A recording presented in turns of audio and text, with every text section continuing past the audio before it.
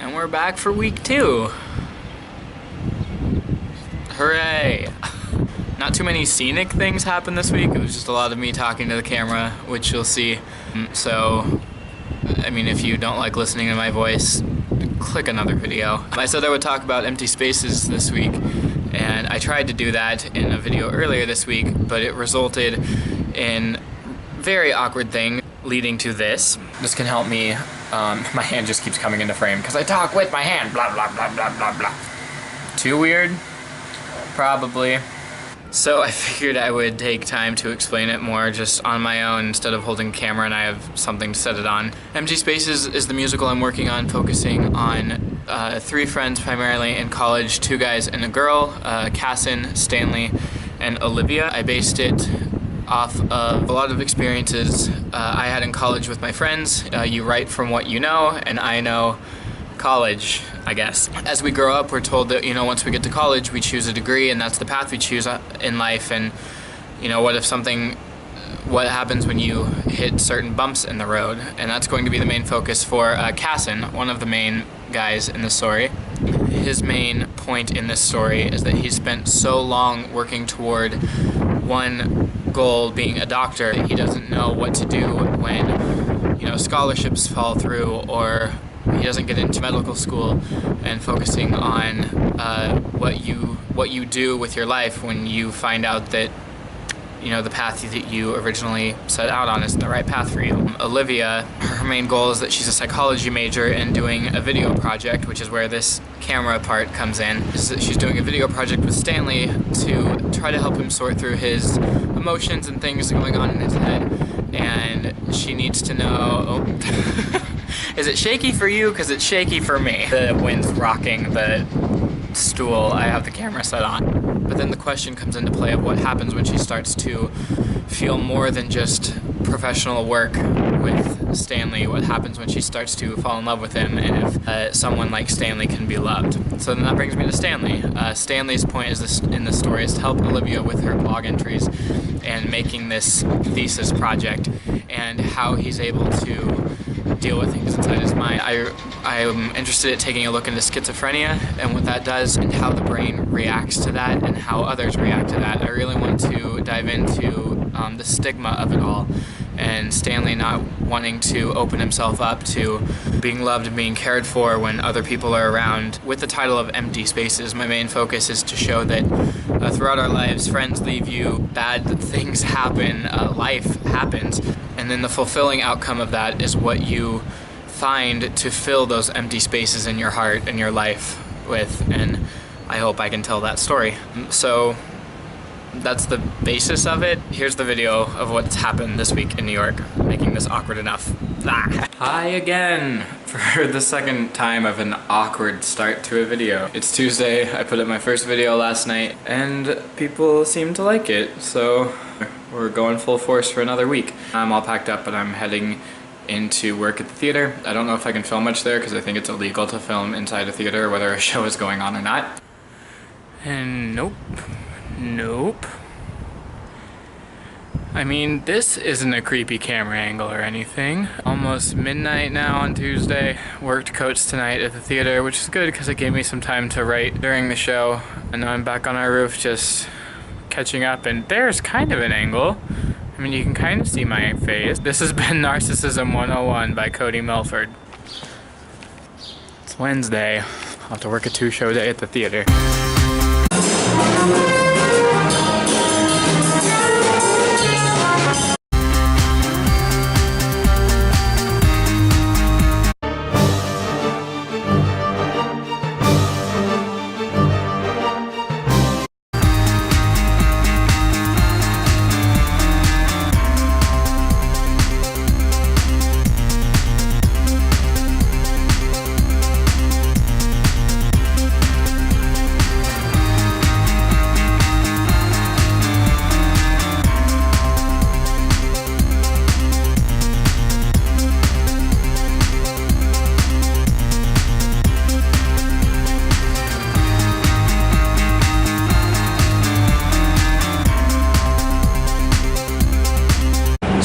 before a show, like 4:15, 4:30. I have like a half hour before I have to be back to manage the show tonight. And I found this little like nice little garden area over by 42nd and 6th Avenue.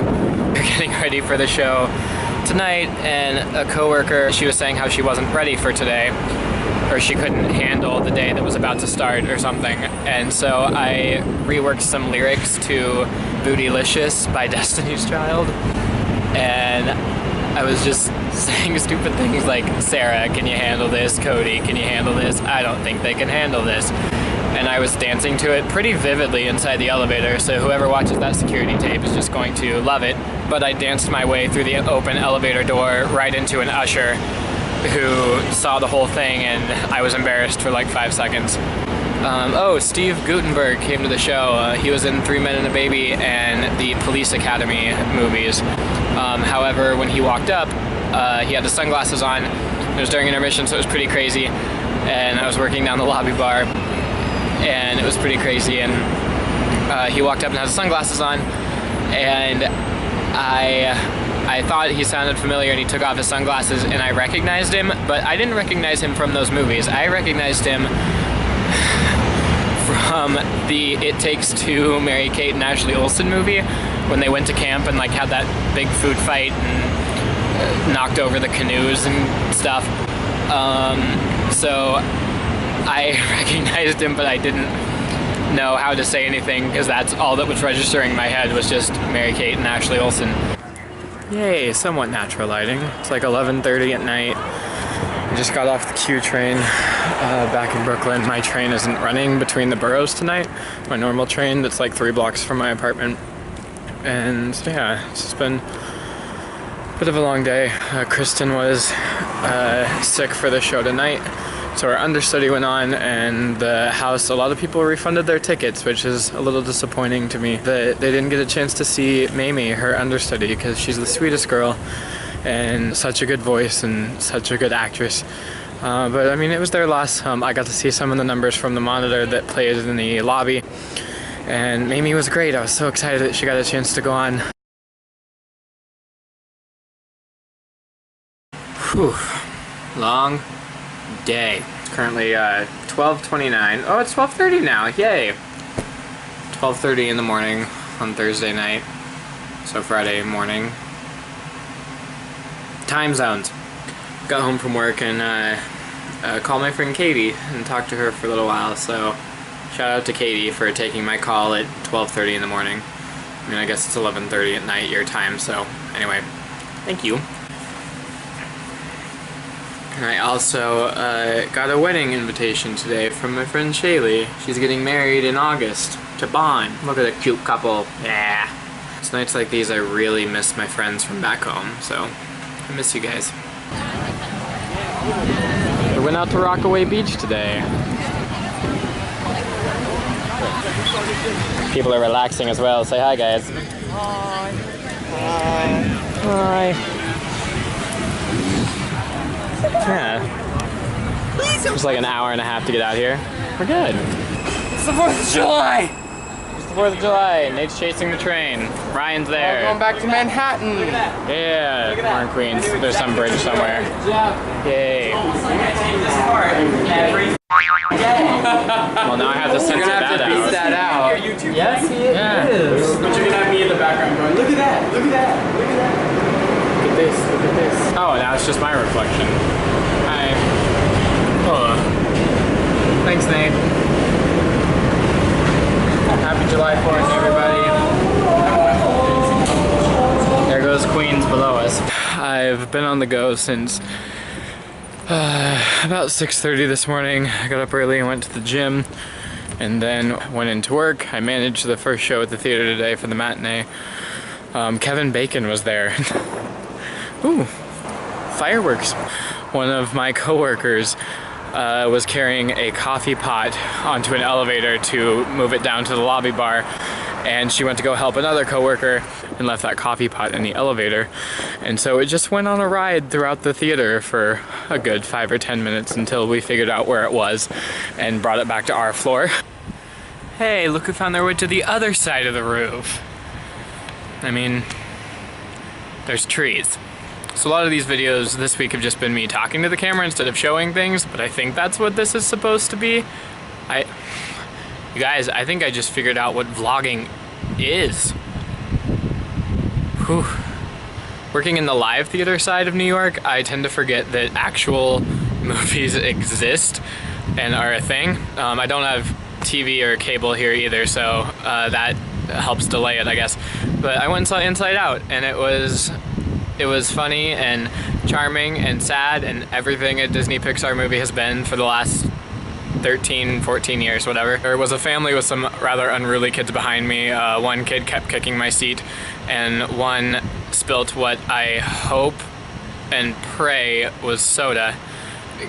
Got like my back of my neck and my arm wet, and the dad was like, "Stop that right now." So yeah, please let it have been soda. But then after that, I went downtown to 30th and 8th to St. John the Baptist Church. One of my friends, Kathy, who I actually met in Nebraska before I moved here, we actually had the same voice teacher in college too. She performs here in New York with her band, and then she teaches music lessons, and she also sings and plays guitar at a church, and she invited me to come do that with her and her friends this week, so I did. And so Kathy, thank you for inviting me. It was a lot of fun. I had so much fun singing again, and yeah, it was really good for me. I can't wait to do it again, hopefully. I'm off to Target to get some groceries for the week and see where else the night goes. I don't know. Ooh. Fireworks! It is after the 4th, how dare you? I'm still pretty tired. More tomorrow. That was this week. I don't know how to end these things. More next week. Subscribe if you want more notifications of when these videos are uploaded. Okay, bye.